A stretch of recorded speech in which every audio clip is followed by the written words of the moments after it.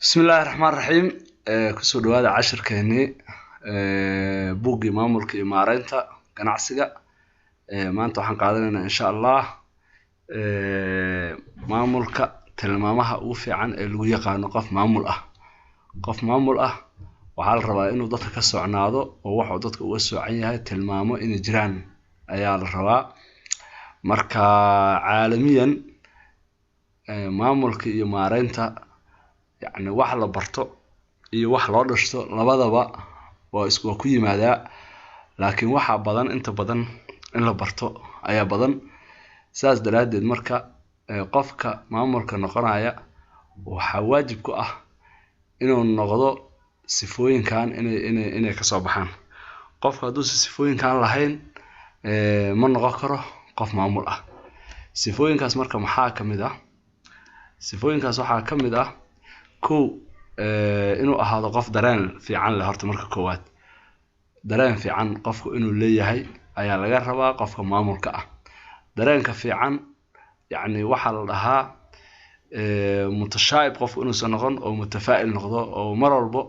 dadka uu maamulayo in dad fiican yihiin ka aaminsan yahay laakiin qofka hadduu mutashaayib yahay oo mar walba jecel yahay dadka wax xun leh inuu ka sheego qofkaasi maamul ma noqon karo sababtoo ah waa laga hor imaanayaa waxa kale oo jira inuu ahaado qof isku kalsoon oo kalsooni leh waa inuu yahay qofka maamulka ah hadduu qofkaas uu noqdo qof aan isku kalsoonayn hadduu noqdo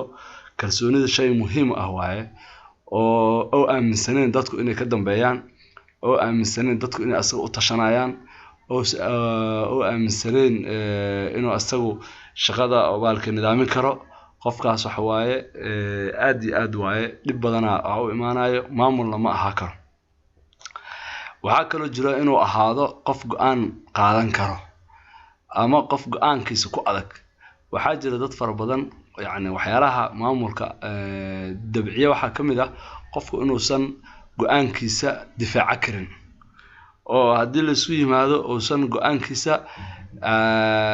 go'aan yani sax ah inuu yahay oo dadka ka gadi karin oo ka dhaadhici karin ayadana waxay kamid tahay sifooyinka oo qofku oo maamulnimadiisa oo isku fiicnaaneen ay kamid tahay mar walba waxa laga rabaa go'aanka adiga qaadato inuu ahaado go'aan aad dadku qanci karto okay waxa kale oo jira inuu ahaado qof aqbali kara dhaleeceyn qofka waa inuu aqbali kara dhaleeceyn dadka ka soo horjeedo haddii ay bahalkii ahay wax ka sheegaan lama rabo inuu qofku xanaaqo ama dib isku arko ma ahana qofkii hadii la dhaleeceeyo waxa la rabaa inuu ka sii qaato qaraar iyo waxyaalihii lagu dhaleeceeyay wixii ka jira inuu iska saxo wixii aan ka jirinna oo dadka ku qarciyo oo yiraahdo waxaasi wax sax ma ahana sidaana sax waxa kale oo la dhihi karaa sifada waxa kamid ah qofku inuu dareen مسؤوليات كجرتو قف maamulka ah waa maamul wax loo yiri waa mas'uuliyad maamul qof aan mas'uul ahayn ma noqon karo saas daraadeed waa inuu qofku dareemaa mas'uuliyad waxa kale oo jira inuu ahaado qof cadaalad sameyn kara asagana waa inuu ahaado cadaaladda waxa kamid ah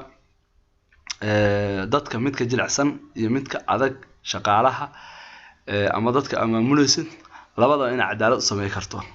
oo mid gooni ah aad isdhihin kan waxa waaye nin adag waaye ka leexo oo isdhihin kan waa mid jilicsan dul saarnow marka waa kaasa waxa kale oo jira qofku inuu ahaado qof aqoon u leh suuqa uu ka shaqeynayo yani qofku hadduu aqoon u lahayn waxa uu ka shaqeynayo ma maamuli karo yani maamulka oo qofkaas maamulayo ma noqon karo maamul sax waxa kale oo jira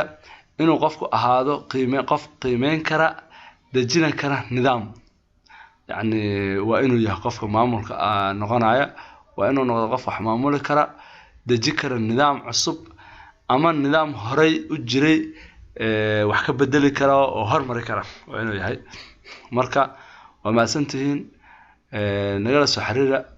lamarkaas meesha ku qoran haddii u baahataan buuggaana waxa waaye waa idin saacidi doonaa dhammaan ganacsiyasha waaweyn ganacsiyasha dhexe iyo ganacsiyasha hoose intaba uu anfacayaa